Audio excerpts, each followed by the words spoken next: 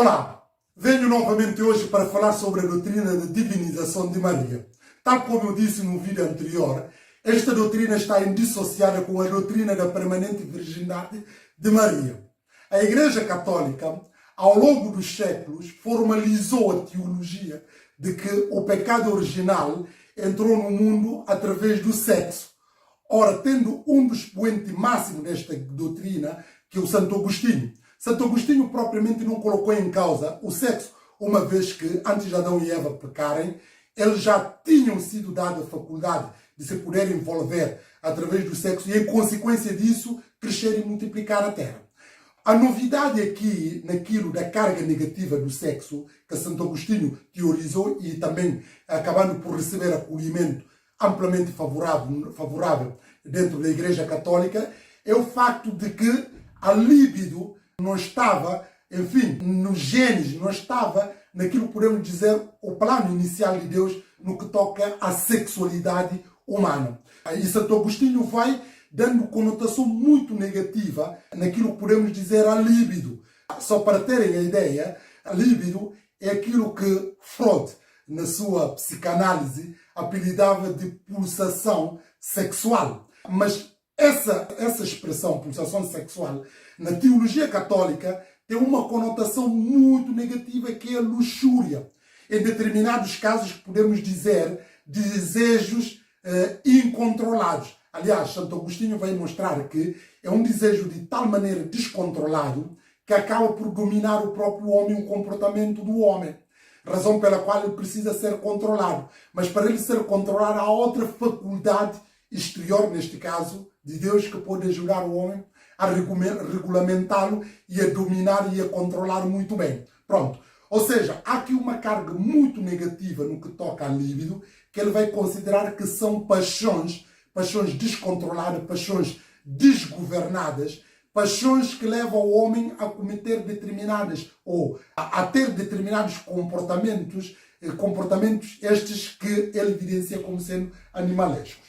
E esta teologia está aqui nesta grande obra que é A Cidade de Deus, que julgo quem me está a ouvir já deve ouvir falar desta obra de Santo Agostinho. E desde logo aqui ele vai evidenciando, e vou passar a ler parte desta doutrina. Ele diz assim: é que de facto foi depois do pecado que esta paixão nasceu. Foi depois do pecado que a natureza, sem perder o pudor, mas perdendo o poder que o corpo obedecia em todas as suas partes, e sentiu e lhe prestou atenção dele e se envergonhou e se tapou.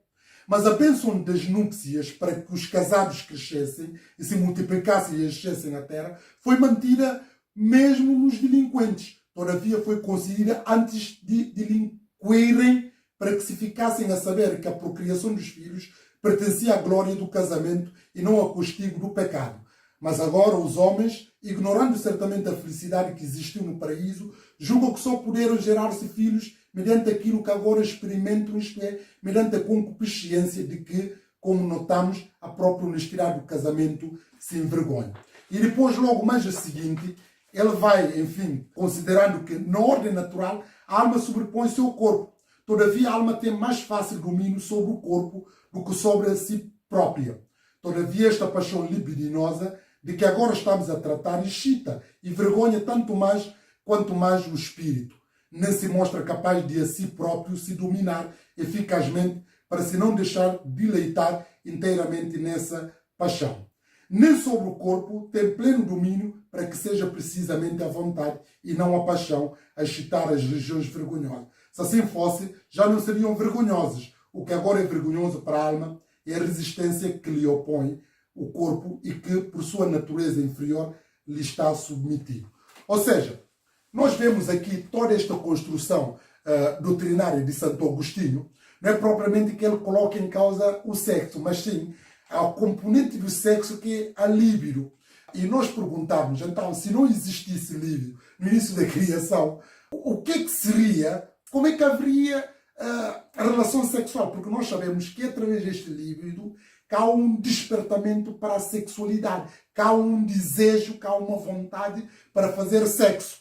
Ora, se não existe este componente de libido, aliás, nomeadamente as pessoas que são frígidas, frígida, que são pessoas que não têm atração sexual ou que não têm desejo sexual, são pessoas, enfim, que estão ausentadas, ou pelo menos não têm essa pulsação, usando a expressão de Freud, pulsação sexual para poderem desencadear o próprio ato sexual. A pergunta que se coloca aqui, se não existisse este líbido, como é que haveria relação sexual? Porque para haver relação sexual tem que haver um desejo. E este desejo é a líbido que podemos considerar. Naturalmente tem que haver fronteira aqui, porque a própria Bíblia Sagrada também, não vamos fazer uma interpretação daquilo que podemos considerar a luxúria. A luxúria é pecado. Tudo que são desejos descontrolados é censurado do ponto de vista bíblico. Logo, aqui não é o conceito de luxúria que eu estou a falar, nem do conceito de concupiscências, mas sim aquilo que podemos dizer o despertamento sexual para poder desencadear este ato.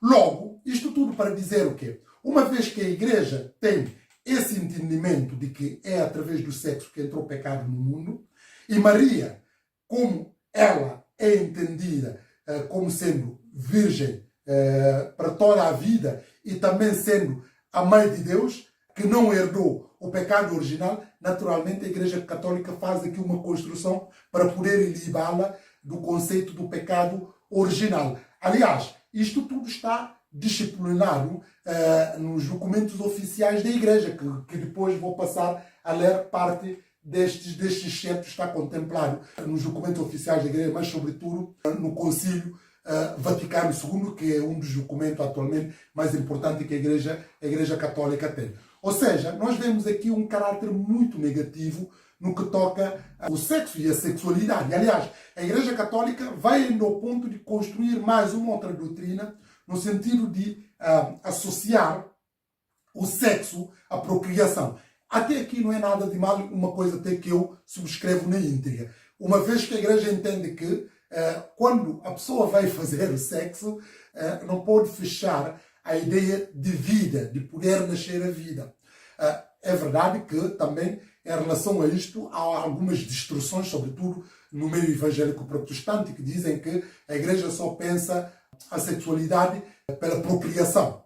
Mas não é propriamente isso. Quer dizer, eles não afastam procriação. Não é que eles não admitem que a pessoa pode usufruir da sexualidade, mas mesmo neste processo de usufruir da sexualidade, não pode fechar caminho para poder haver vida, se é assim a vontade de Deus. Ora, perante tudo isto, esta é a razão pela qual a Igreja Católica censura o uso de métodos contraceptivos entre os casais, mesmo aqueles que são legitimados para fazer sexo no âmbito matrimonial, eles censuram o uso de métodos contraceptivos, porque entendem que isso aqui há um bloqueio, há um fechamento de poder surgir vida naquele ato que a pessoa vai praticar. Ou seja, a pessoa vai vivendo a sexualidade, mas não pode condicionar a soberana vontade de Deus, se Deus assim quiser que surja vida mediante aquele ato sexual. Esta é a razão pela qual há uma censura em relação aos métodos contraceptivos, etc, etc. Não vou agora pormenorizar sobre isto se calhar poderá ser o objeto de um outro debate ou de um outro vídeo, mas cingindo-se a essa linha de demonstrar que é por essa questão carga negativa que o sexo tem, e Santo Agostinho vai usar regiões vergonhosas, falando de genitálias, os nossos órgãos sexuais, como sendo partes vergonhosas, e tanto que são partes vergonhosas que nós, enfim, fazemos questão também de tapá-las, etc, etc. Pronto. Tudo isto vai receber um amplo acolhimento na doutrina da Igreja Católica, e para ilibar Maria de ser, por exemplo, de herdar o vírus, porque esse vírus do pecado original, usando essa expressão do vírus, só se obtém mediante o sexo, mediante a concepção, como nós, pronto, viemos ao mundo, mas também mediante o ato de agasalamento. E isto tudo, enfim, a Igreja Católica, para poupar Maria, para considerar que Maria é Mãe de Deus, que faz parte da co-herdeira, co-redentora e a Santíssima Mãe de Deus, enfim, constrói aqui essa teologia para poder ilibá-la da envolvência sexual e muito menos da herança do vírus do pecado original. E isto está muito claramente aqui neste documento oficial que eu estava a mencionar, o Concílio Ecumênico do Vaticano II. Desde logo, vou ler só parte discerto deste documento, diz claramente que a Virgem Maria, que na anunciação do anjo recebeu o verbo no coração e no seio e deu ao mundo a vida, é reconhecida e honrada como verdadeira Mãe de Deus Redentor, remida de um modo mais sublime em atenção aos méritos do seu Filho e unida a ele por um vínculo estreito e indissolúvel.